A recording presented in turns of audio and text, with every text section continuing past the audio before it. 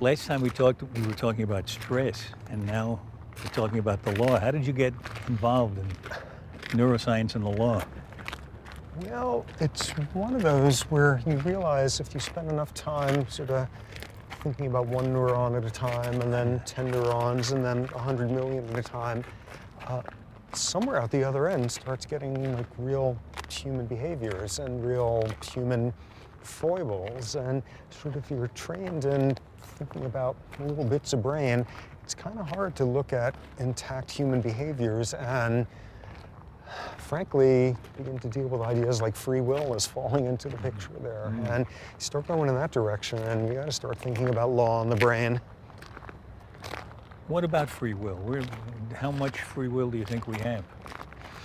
Well, sort of the way I think of it these days is if there is free will, it's in all the boring places. Like what? Oh, maybe sort of how many buttons I closed on this shirt before I got wired up there. In other words, there's free will about how you button your shirt. Well, secretly, I don't even believe there's much in that domain. So if free will is not happening, what is happening? What is it? We're all working in the background here, and we don't.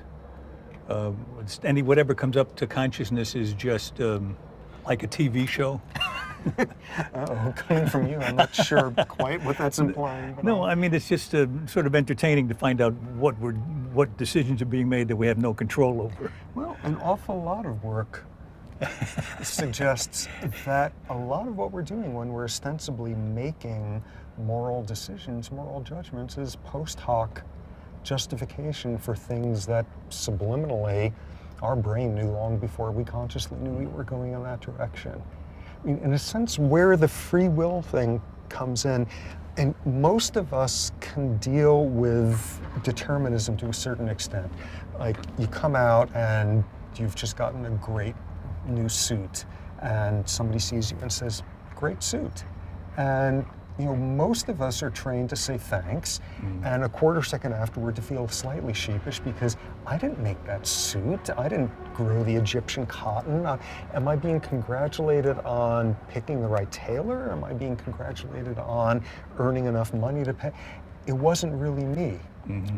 We have a whole lot more trouble if someone says, "Oh my God, you're beautiful, look at your cheekbones." And we're not really trained to say, well, actually my zygomatic arches, the angle of it is such that, no, we're willing to somehow take credit for what our facial structure bones were seeing. But we had nothing to do with that. We had nothing to do with less than choosing a suit. We didn't choose our Even genes. less. And you know, you begin to get into this realm, and once you start seeing things like frontal cortex, which I assume you've been talking about endlessly in the context of this program, the stuff your mother consumed or didn't consume or abused or recreated with or whatever when you were a fetus has something to do with how your frontal cortex works. By the time you're 6, your socioeconomic status is a predictor of how active your frontal cortex is when you're given a task that requires you to do some gratification postponement. By the time you're that age, the thickness of this part of the brain is already influenced by the mothering style and the number of stressors you had in childhood. Anyone who could sit there and look at somebody where they have had a failure of regulating their behavior at some critical juncture in their life and saying, this is a domain that neuroscience has nothing to do with. This is a domain where we've got a free pass to talk about things like free will and the soul and, God help me, things like good and evil. It's as ridiculous as making a claim to you're responsible for the shape of your cheekbones. Okay, well, that raises a really good question. We have a crime on this program where a boy who's just 18 goes into a shop with friends of his, and he's carrying a gun. There's a lot of yelling. The clerk's wife comes through the door. The kid turns in almost reflexively, or maybe reflexively, fires the gun. Now she's in a coma. And so he has no responsibility for that? You know, after a while, the word responsibility is irrelevant. And that's not to do, oh my God, bleeding heart before you know it. They're going to be It really sounds like that. no, not I mean, just empty out the jails and sing Kumbaya with everyone who yes. comes So out the other side of it. okay, now answer that, because that was my next question. Okay. It doesn't change in the slightest the need to protect people from people whose behavior can't be regulated, often the need to protect the people themselves. It doesn't change in the slightest the capacity to think about deterrence as a function of how you treat that person. But what it has to completely remove from the table is the notion that there's concepts like evil, or by the time you get at there are types of brain damage where somebody can sit there afterward and tell you precisely what is the appropriate behavior to do, whether or not it's the appropriate behavior of solving this little puzzle or the appropriate behavior of what you should and shouldn't do to your fellow human, and yet they can't regulate their behavior. And you take that into account, and it's absurd to frame the criminal justice system in the sort of world of volition and blame and soiled soils and souls that we have at this point. It's absurd. So when you have a body of law that assigns guilt and punishment, do you go all the way back in your thinking to the law, not just how cases are settled in court, but how the laws ought to be rewritten to take into account the fact that it's not right or fair to put people in jail for things that they didn't decide to do? Or am I misunderstanding? Well, no, actually, I think it needs to be torn apart from top to bottom, which is not meaning that we do not have to restrain people. I mean, a car whose brakes are broken is a very dangerous machine, and we have a societal responsibility to make sure it doesn't go rolling through the playground of a preschool. But the car was not sinful if its brakes failed. But they don't send people to jail because they're sinful, at least not usually in this country. They send them because they committed an act that is told to them by law is not permitted. And if you do it, you get this punishment if we decide you really did it. Sometimes how they decide they did it is a little shaky. But they're not called evil, are they? I think an awful lot of people in this country have no trouble invoking terms like that. Yeah. I think most of the polls suggest a majority, if not more than that, of people in this country invoke concepts like that in explaining human behavior. And even if they do, if they consider them evil, if the judge says you committed an evil act and it's reprehensible and there's no forgiveness, or whatever he says, goes on and on. It doesn't matter what he says. The thing that the judge does is what counts, which is to put the guy in jail for 30 or 40 years of the rest of his life. And are you saying that that's useless? What should we do if we don't put them away? At the end of the day, we may wind up putting as many people away for as long of a period of time. And all of this is, not quite navel contemplation, because it really is a very meaningful thing if we wind up simply saying, for reasons that started outside your control with when you were a 3-week-old first trimester fetus, things were already going against you in the frontal cortex that would have to deal with the world's temptation somewhere down the line. Even if we're framing it that way, and at the end of the day we still decide this is somebody who is too dangerous to be out on the streets, we are doing the same duty to protect people, but it's a very different way of thinking about what goes wrong in someone and how to frame what's done to them. If you don't mind, that we're a little too close to good and evil. These are the gates of hell. Let me just come over here for a minute. Those ironies. That's what's making me ask all those questions.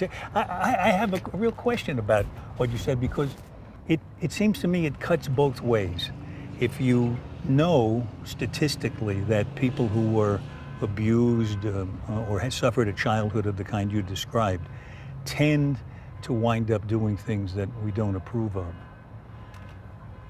although some of them may have the chance to reclaim themselves with maybe a little help, if we decide that based on how we feel about them in general, we put them away for a long time, then we might be putting away people who could be saved and become useful, helpful members of society. Oh, absolutely. And not to make too much of a comparison, but in the early 1950s, the majority of hospital beds in this country were occupied with people with severe psychiatric disorders. Most of these hospitals where people were just warehoused in the back wards of the back of beyond kind of thing, and classes of medications, antipsychotics were invented and emptied out those hospitals. Obviously not a perfect parallel, but the understanding of what goes wrong with behavior has to carry with it the promise that something can be fixed. And, as one spin-off of this whole debate, one of the things that can't be fixed is imposition of a death penalty. Yes, once you do that, that's it. Yeah. The big puzzle with this, though, or the big challenge is, okay, take even the crude example here that lots of people can kind of deal with massive damage to the frontal cortex. Mm-hmm. My God, this is someone who may know, understand, even be able to state the rules of appropriate behavior, but nonetheless can't regulate it. Oh my God, neurological damage, they're out of control. Nonetheless, there is not a whole lot of science at this point that would say this is the person who, thanks to the frontal damage, is going to be a remorseless, affectless, reptilian serial murderer, whereas that one is going to belch loudly during wedding ceremonies and not realize, you really have to keep yourself from doing that. What's the science that lets you... I think the penalty for both of them is probably... I got to go with you on that one, but still. There isn't a science at this point that would say for this amount of damage, who's going to be holding up the convenience stores and who's going to be just berserkly imprudent in what they do with their rooks when they're playing chess. There's the first few hints.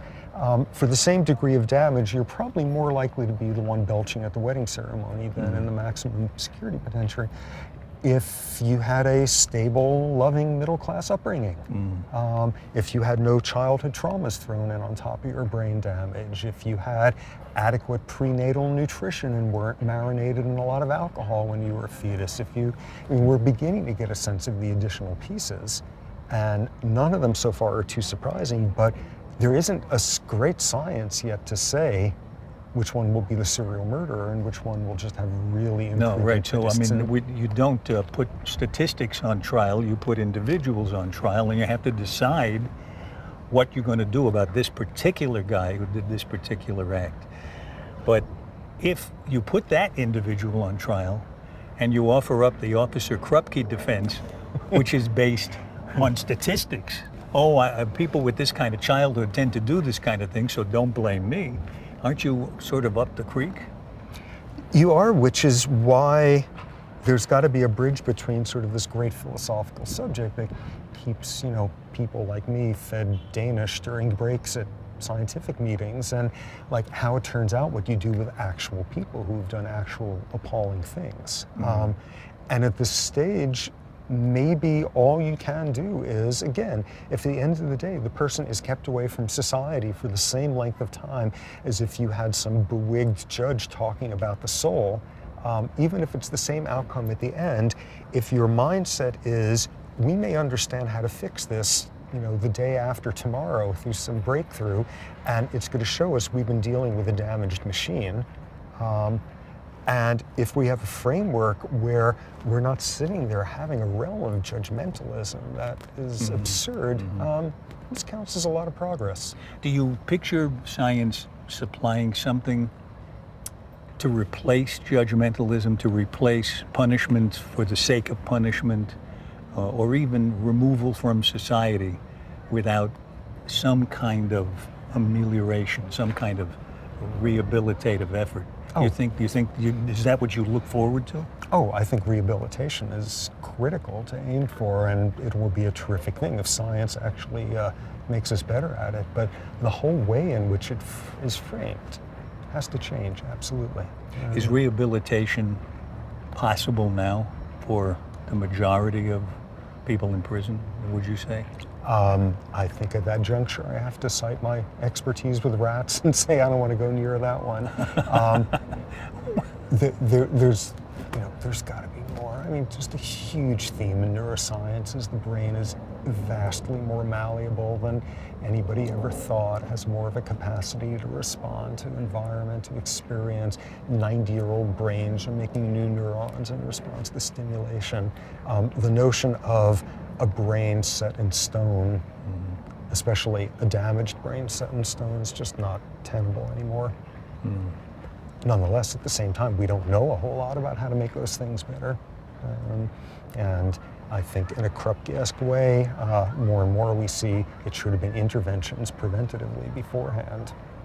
Do you see the neuroscience that's at the stage it's at now being useful in the courtroom, the way the laws are set up now and the way justice is done now? Yes. Or is it going to help if it's brought in soon, or will it be hurtful? Painfully, I think most of what it can be doing at this point is just changing the conversation. It's not there yet. I don't think it's there yet until you deal with someone with massive damage to their frontal cortex. For example, someone where every aspect of their behavior just screams that this is someone who's not in control of what they're doing. Then, organic impairment, volitional control type issues, I think neuroscience is ready for that. But more subtle stuff, it sure can't teach us. You get someone who their frontal cortex was blown away in an accident. Okay, this is a special case. We sure don't have the neuroscience yet to deal with the fact that you might have 2.3% more synapses in your frontal cortex than I do, or the other way around, and does that tell us anything? Not remotely in that ballpark yet. And if we can't use that neuroscience to tell us something about abnormal antisocial behavior in that realm, we sure can't use it to begin to explain why one of us might be more disciplined at studying for an exam than the other. It's not remotely translated. So what do you see as the contribution of neuroscience at some point to the justice system? Does it start in the courtroom, or should it start all the way at the beginning, reframing our laws? Well, we professor types state things in these very cautious, qualified ways, so I'll do that here and just say the whole system has to go. The modern criminal justice system is incompatible with neuroscience. It simply is not possible to have the two of them in the same room. Okay, all right. Okay, now we have the boy in the room. We got a psychiatrist there. We have a defense attorney, a judge, a prosecutor. What should happen to that boy? And should the boy can he bring to bear any knowledge about his brain that neuroscience can give us to achieve a better kind of justice in that courtroom today, now, in this trial? Well, from my understanding of how this stuff works, the yes, no, guilty, innocent, black, white, all none aspects of the law has one domain where you get a lot of wiggle room in there, and that's the sentencing phase. And that sure is where I hope scientifically educated, empathic, intellectually adventurous judges can begin to deal with the notion that they're working in an outmoded model and try to take advantage of the wiggle room there. So the kid is just 18. He turned 18 the day that he committed the crime. So there's impulsivity to be considered. His brain isn't fully developed. He's had cocaine that day. He's with his friends, the influence of peers on him. These are all things that have been studied by neuroscience. Yep. And they should all be brought to bear to give him a sentence that does what? That takes into account that with any luck, things could be engineered so that kid won't be in that circumstance later on in life, that this is a atypical event, this is an anomaly in his life. With any luck, recognizing that within the range of sentencing that a judge has available, that doing things on the lesser side is probably the way to go with someone like that. But again, does the judge have in his toolbox the ability to to condemn him to therapy? I mean, is he going to get a 9x5 jail cell, or is he going to get maybe that plus rehabilitation? Does that exist now? Okay. I've read that there's less and less concern with rehabilitation. Is that true? That's my sense, but this one is way outside my my Okay. domain. Well, me too. So that's why I'm asking you. Right. That's why I'm turfing it back. You're the one who's been talking to the lawyers, not me. So neuroscience and the current justice system can't even get in the same room together. This is what I hear you saying. How can we make them compatible? Obviously, more research is needed, more public dissemination of how this stuff works, blah, blah, the usual. Obviously, or not so obviously, perhaps a bit more humility on the part of the legal end of this debate in recognizing that science keeps overturning our notions of what makes us human and what is within our realm of control.